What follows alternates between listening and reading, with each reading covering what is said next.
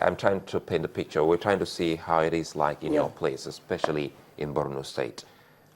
As an electorate, would you be willing to ask your family and friends to come with you to go cast their ballot? I think you have to understand what I'm saying properly. You can hold elections in Maiduguri, which is one of the 7. You can hold elections in Jere. So where can't we hold elections? You cannot hold elections in these areas where INEC has already designated. It cannot, distribute PVCs in the first place, which is 15 local governments, which was 15 local governments. And I want to tell you now that it's about 20. And you need to put more efforts on ground. Assuming without considering that the PVC is distributed. It means the places are penetrable. With the security situation, as we speak, allow for an election to hold? Where? In the local governments where? Bama, for instance. No, you cannot, because you cannot penetrate Bama. You cannot distribute your PVCs until you penetrate the place. You know, I've been listening to your submissions. You say that, I mean, when you were trying to defend your defection from the APC to the PDP, you did say that, you know, the situation on security has been politicized and that, you know, the true picture is not coming out. That's but right. It would seem that everything that you've said here is also what the governor of the state has also said. We had an interview with him only very recently in which he said, I don't know if you watched it, in which he said that, you know, 20 of the 27 local government areas are under the control of Boko Haram.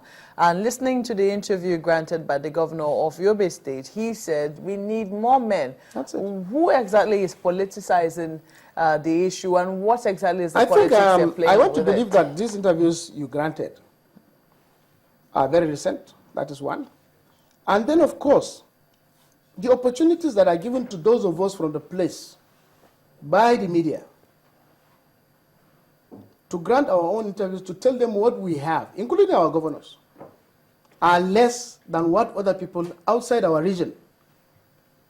And outside, you know, the interesting part of it is that Bauchi, if you know the northeast, Bauchi is the closest place to the old Borno, which is the present Borno and Yobe State.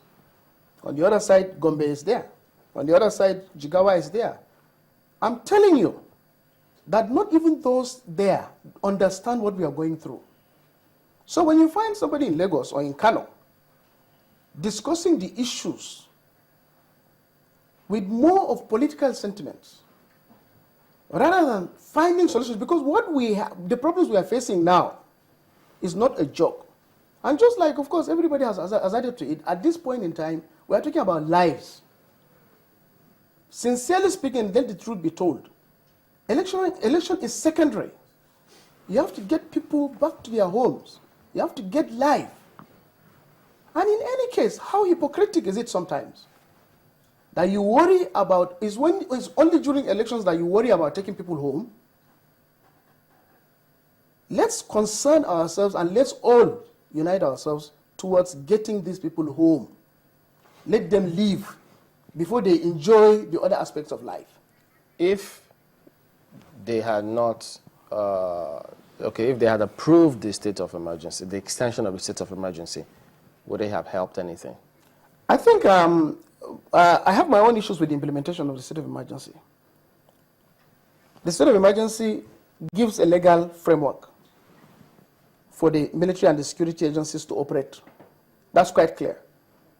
And probably the lack of it will make them be cautious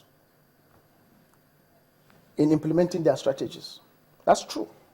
But what is most important is that when the state of emergency was declared, we expected all of us, and that's where I fault the larger political class as a whole, and please mark my word, as a whole, that we expect a full implementation, and full implementation means when you declare a state of emergency on a certain sector, it means you don't operate any other sector unless that alone.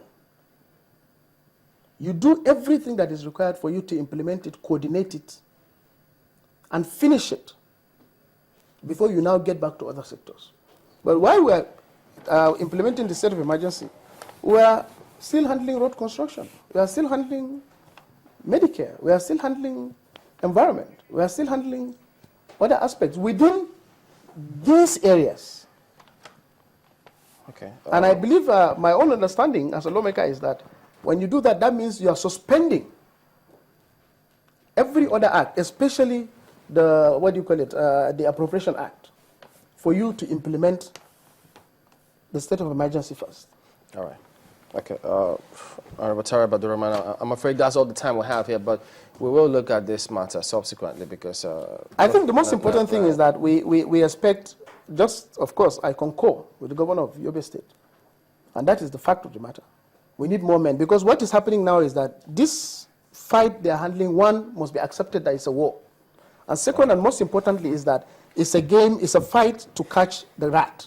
Okay. And in fighting to catch the rat, you don't run, you don't follow it from the behind. You have to get people all across. Okay. Cameroon and Chad have more forces than we have.